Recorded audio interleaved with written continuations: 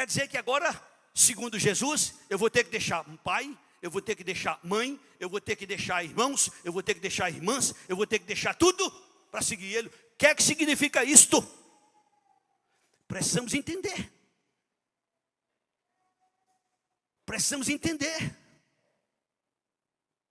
E como é que a gente se entende? Conhecendo os textos e os contextos que falam sobre o assunto. Conhecendo os textos e os contextos que falam sobre o assunto.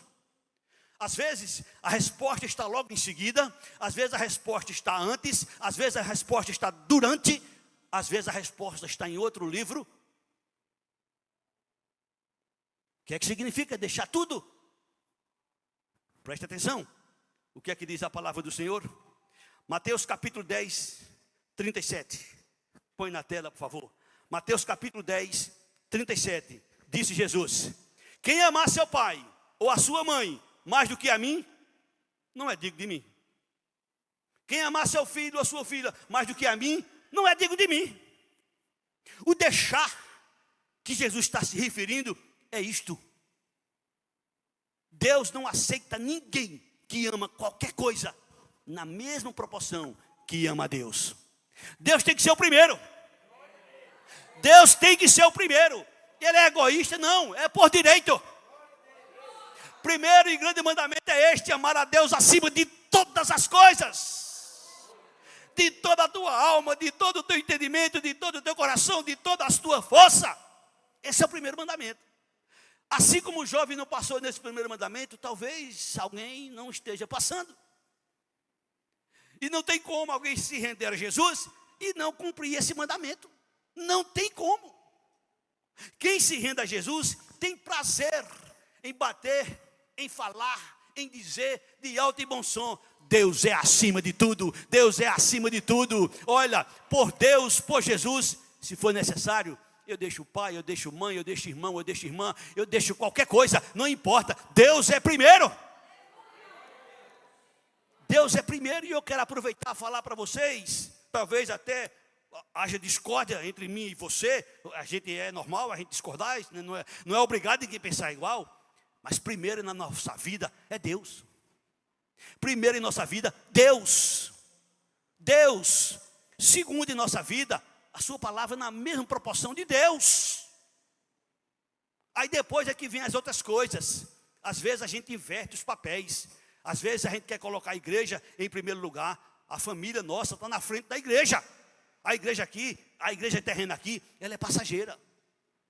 Aqui na terra, a igreja verdadeira será arrebatada, vai morar com Jesus nos céus. E quem é a igreja verdadeira? Qualquer pessoa que em qualquer lugar invocou Jesus como Senhor, como Salvador. Eu não sei se você conhece, mas se não conhece, você vai conhecer agora. 1 Coríntios capítulo 1, versículo 1 e 2. Olha o que é que Paulo diz. 1 Coríntios capítulo 1, versículo 1 e 2. Paulo, chamado pela vontade de Deus para ser apóstolo de Jesus Cristo, e o irmão Sóstenes. Versículo 2. Santificados em Cristo Jesus, chamado para ser santo, com todos os que em todo lugar invocam o nome do Senhor Jesus Cristo, Senhor deles e nosso.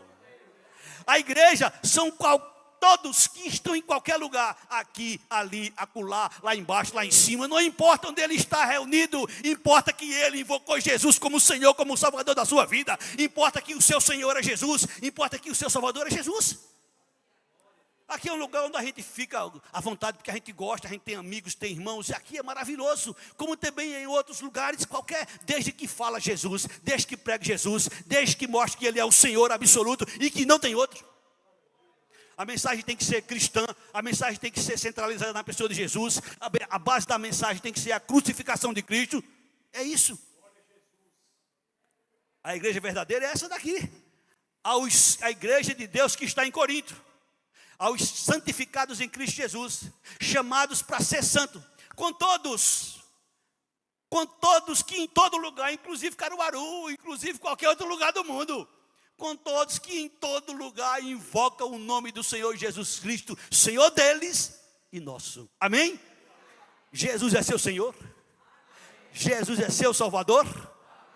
Eu não tenho dúvida que você declara de alto e bom som que Ele é seu Salvador. Agora eu tenho dúvidas se Ele é de fato seu Senhor.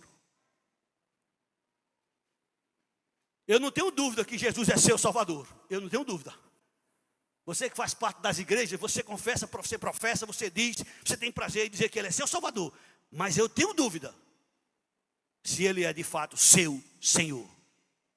Porque quando a gente diz que Jesus é Senhor da nossa vida, a gente está dizendo, quem manda na minha vida é Ele. Quem manda na minha vida é Ele. É por isso que por Ele, se for necessário, eu deixo tudo. Ou tem alguma coisa que alguém ainda não deixou? Se tem alguma coisa que você ainda não deixou, você precisa conversar com Ele. Não é comigo, é com Ele.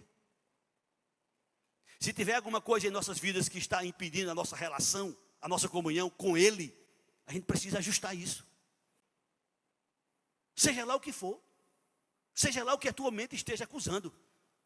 Você pode, e você tem esse poder que Jesus te deu, de você orar em palavras, de você orar em espírito, de você orar pensando, Jesus, tem alguma coisa em minha vida que falta eu renunciar. Jesus, tem alguma coisa na minha vida que falta eu deixar para te servir completamente. Jesus, tem alguma coisa na minha vida que te incomoda. Espírito Santo, tu és bem-vindo em nosso meio. Acabamos de louvar. Espírito Santo, tu és bem-vindo em nosso meio. Espírito Santo, fala ao meu coração. Tem alguma coisa que te entristece?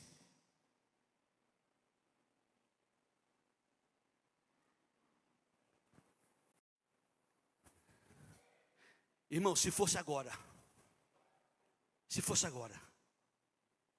o arrebatamento da igreja, se fosse agora,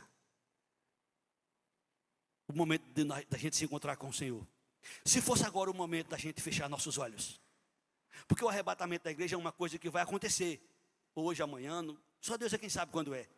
Jesus deixou apenas sinais, mas a nossa morte, ela é certa. E depois que a gente morre, é como se a gente tivesse sido arrebatado. Aí vai se encontrar com o Senhor.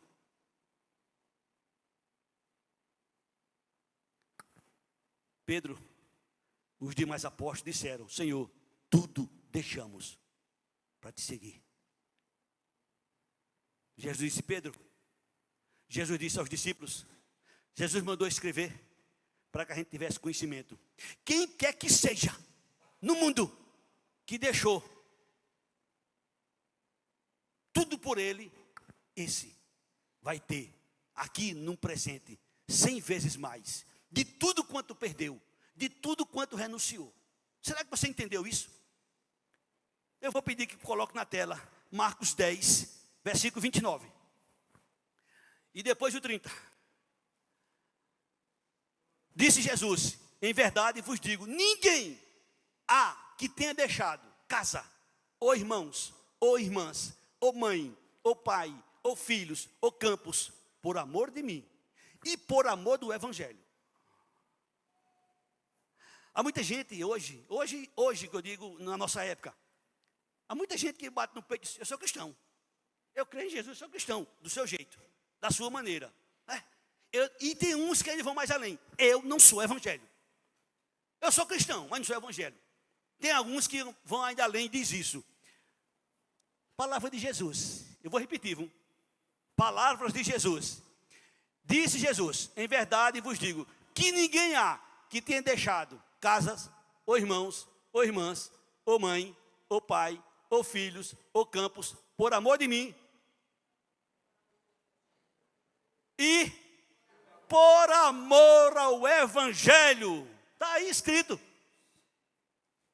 Não tem como ser cristão se não crer no Evangelho.